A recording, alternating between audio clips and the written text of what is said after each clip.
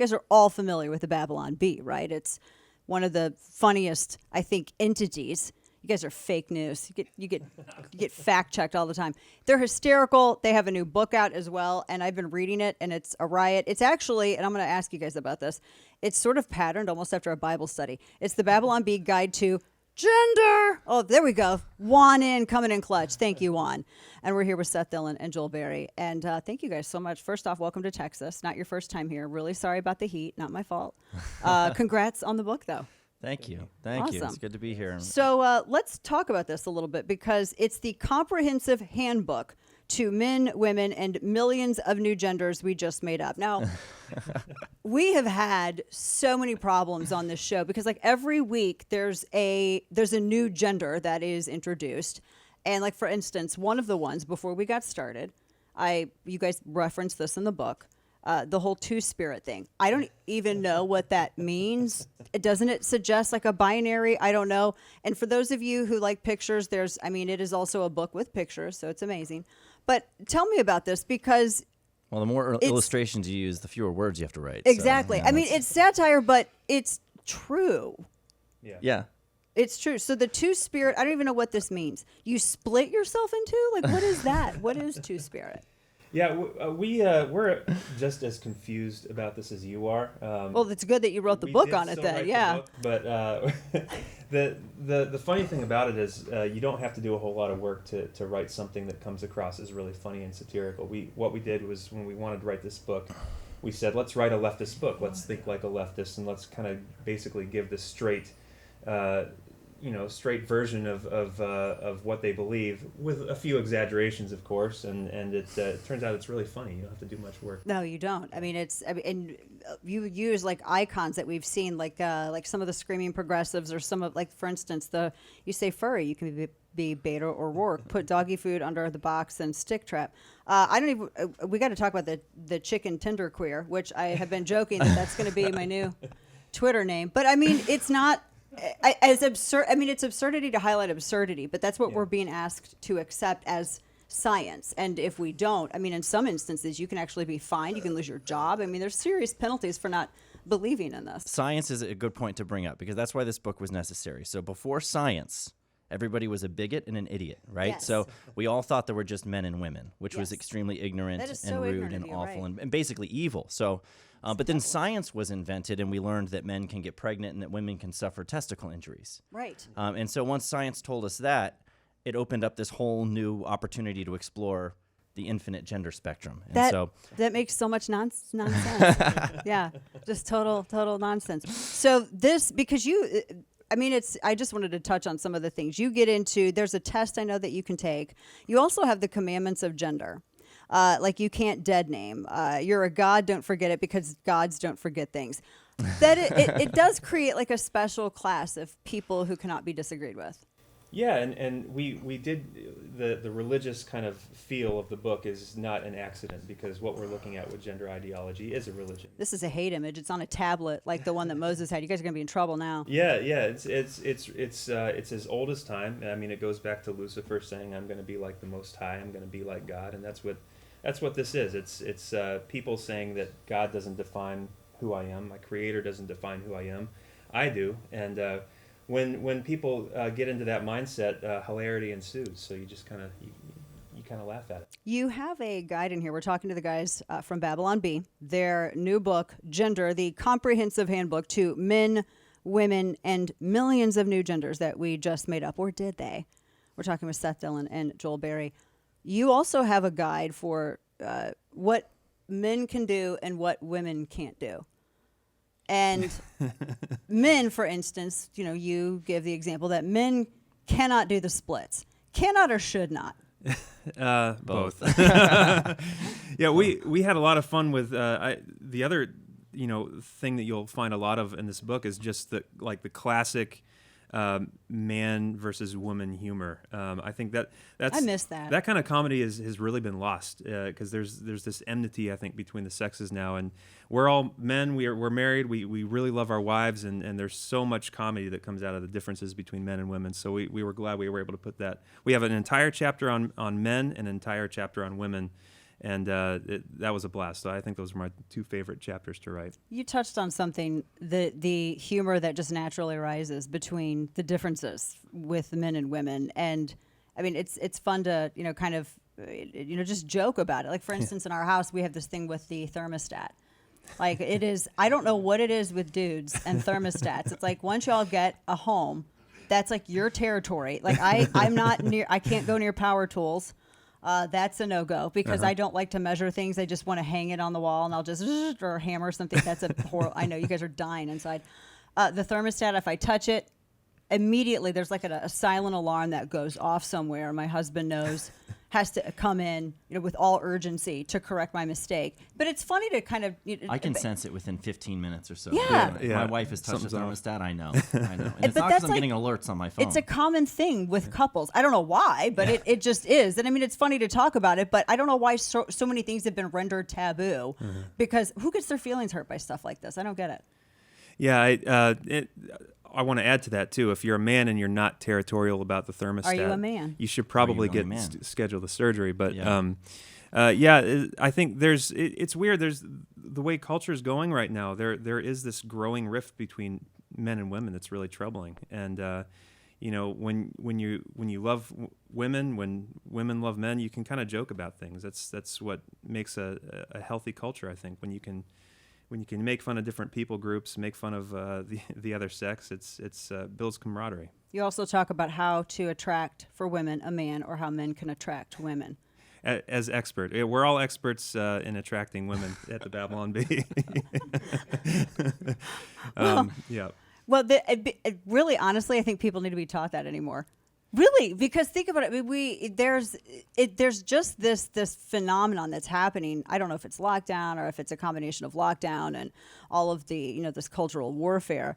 But one of the things that I hear most from, like, whether it's my own kids or their friends, is that they're almost like terrified to get out there and be who they are when they're dating women. Like, you don't want to reveal too much. You want to, it's like, it seems like it's going slower than it ever has. I mean, I don't know. Do you know what I mean by this? It's without getting them in trouble or without saying too much about them. But it's harder, I think, for young adults today because, I mean, guys have to always be on guard. Women have to always be on guard. You don't want to be falsely accused of anything. You don't want to find yourself in a predicament where you're trying to do the gentlemanly thing and escort someone home and then get accused. I mean, there's a lot of fear out there now that there wasn't when we were younger. Yeah, and we're also more disconnected. Dating is all done on apps now, and I feel very fortunate to have kind of slipped in under the door and gotten married before that whole new dating scene that we're facing, where you actually had to, talk to women and learn how to. Not that I'm good at it, but you have to do it. So yeah, I don't know what's coming next for the next generation. I worry for them sometimes. They need this book. They do this need this book. Them. We're talking with the guys from Babylon Bee, Seth Dillon and Joel Berry. I wanted to ask you guys. I'm gonna take it back to kind of some of the things that we were talking about, and as it relates to what you do and pop culture and Christianity. But I wanted to ask you about the debate. We were talking about the first big O. I don't know. I can't say octagon. That's UFC trademark. So parallelogram, probably, or trapezoid. But what did you guys make of the debate? And we were all talking that we wish kind of there would have been a little bit more discussion about abortion. I feel like the Republican Party is terrified to talk about this. Yeah, I mean, I don't know how to evaluate these debates. The format doesn't make any sense to me. They only give them like seconds to respond to things, and then they start yelling at them if they go over time, and then they start bickering with each other. They have no control over it. I think generally the people who win these debates are the ones who attract the most attention to themselves and get the other candidates on the stage to attack them or respond to them. You saw a lot of Vivek and Pence going at each other, so they were attracting a lot of attention to themselves. That's the most awake I saw Pence. Yeah. If I was a fly on his head, I probably would have flown off. He was moving around so much and getting so heated. I don't know. I have a hard time evaluating who won. I don't know that I can say who won. It's whoever you're talking about the day after, I guess, the most is probably who won. Whether for good or bad, because they're getting the most publicity out of it. But with the issues themselves, like wokeness and the gender stuff that we're talking about in this book, was absent from the discussion, which I thought was really interesting, because that is like the cultural issue right now of our time that parents, voters, are so worked up about. and we didn't even hear from the candidates on that stuff. And it's a winning issue too. I don't understand why they wouldn't. Not abortion's another thing, which it did seem like they were very scared to draw a hard line in the sand when it came to abortion. But when it comes to school and what is happening to kids with gender ideology in school, that's something that should have been driven home a lot more, I think. In the debate. I think so as well. And when you have two candidates on stage, one guy who wrote a book on it and the other guy who made it kind of, this cultural spear point, and I think attracted a lot of independents and moderates, especially when with the lockdowns and with the CRT in schools.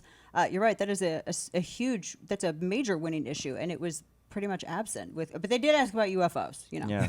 there was that that issue. Maybe Fox had something to do with how they tabled those questions and didn't want them coming up in the debate. I don't know who's deciding what issues we try to avoid. The abortion question though too, because there's some states that have like 6-week bans, some have 15. I think the national polling on this is most Americans oppose after 15 weeks. It seems that it seems with Republicans, it's not an issue of they disagree on life, but it seems more like an issue of disagreement on strategy, whether it's at the federal level or state level.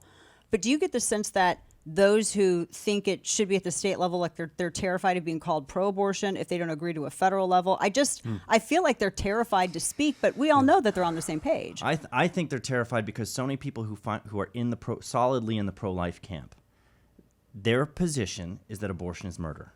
Yes. And if abortion is then when you're talking about murder, and you're saying, let the states decide whether or not that should be something we do. I mean, if you're going to apply the word murder to it, then it really should it really be something that's up for debate at the state level?